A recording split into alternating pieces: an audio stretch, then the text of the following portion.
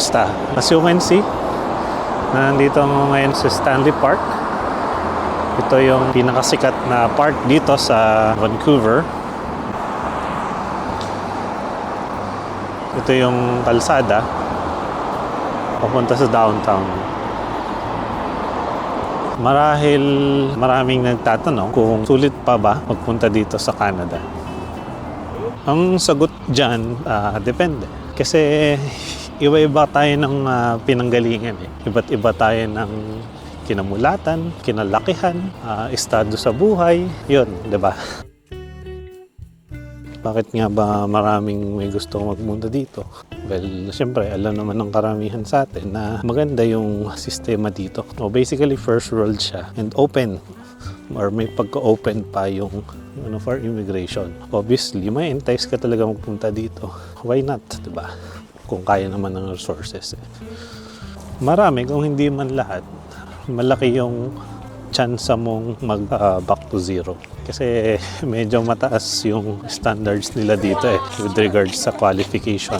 Pero hindi naman lahat. Meron pa rin mga mapapalad na nakukuha nila yung mga gusto nilang trabaho kahit pagdating nila dito.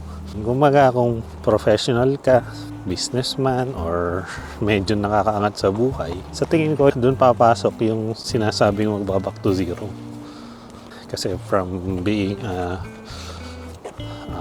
blue to white collar job sa mga bansang pinanggalingan, darating dito magtatrabaho as fast food service crew, cleaner, or dishwasher. So doon papasok yung hirap kasi kung doon sa mga profession dati na nandun ka na sa level na utak, daliri na lang yung ginagamit mo, dito doon ka talaga magbabanat ng buto.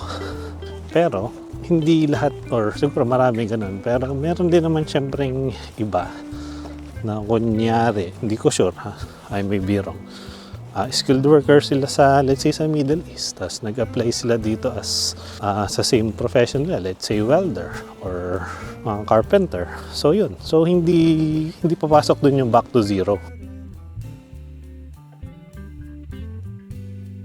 Ang isa pang consideration sa worthiness o sa kasulitan kung okay ba dito sa Canada is depending sa province kung saan ka mapapadpad. May pros and cons yan. Dito sa BC or dito sa Vancouver or Greater Vancouver area. Kasi malaki din yung BC. Talagang bantog yung lugar na to sa pagkataas ng cost of living. Talagang matindi. Pero ito naman yung kabayaran. Maganda yung weather, hindi masyadong nag-snow. Yan, may mga parks. Kahit katabi mo yung sibilisasyon, yun yung downtown core. Kasi ito yung park. Maraming puno pa talaga. Siguro yung maghapon mo para malibot yan. Konting biyahe-biyahe lang, bus ride, makakapunta ka na. Makalanghap ka na ng fresh na hangin. Ang paglipat sa ibang bansa, of course, is a personal endeavor, decision, or kung ano mang pwedeng idugtong sa personal. Kung wala mga kapigil sa kahit sino, assuming na syempre kung kompleto yung resources mo and yung fighting spirit mo, walang makakapigil.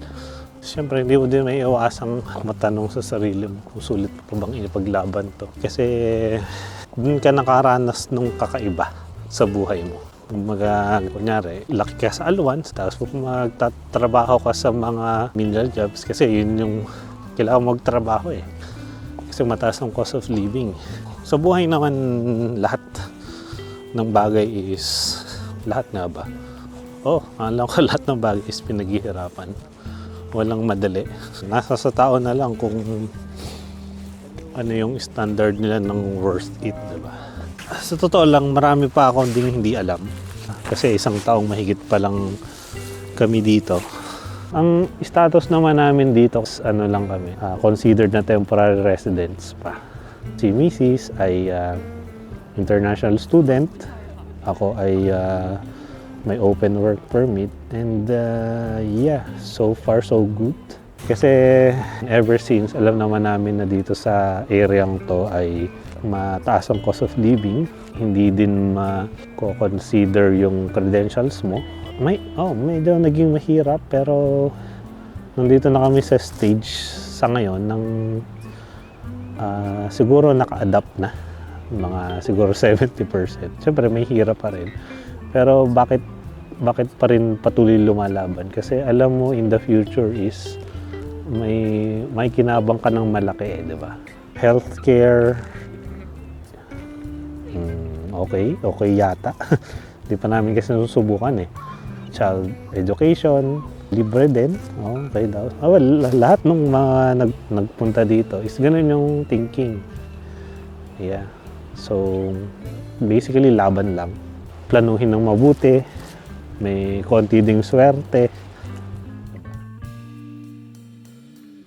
So, kung tatanungin mo ko ngayon kung sulit ba ang pagpunta dito sa Canada, oo naman, sulit pa.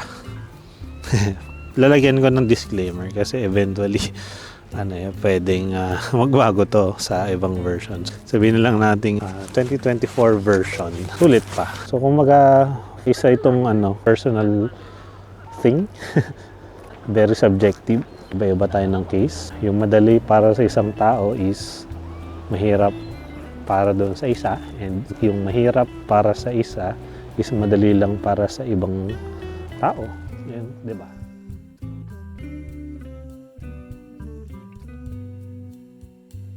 Shoutout nga pala kay na Alexis Gonzalez 6876. Ito, papakita ko lang dito. And kay Amelia Enginco Figueroa 7871. So, yeah. Salamat sa inyo. Maraming salamat kung umabot kayo sa part ng video ito.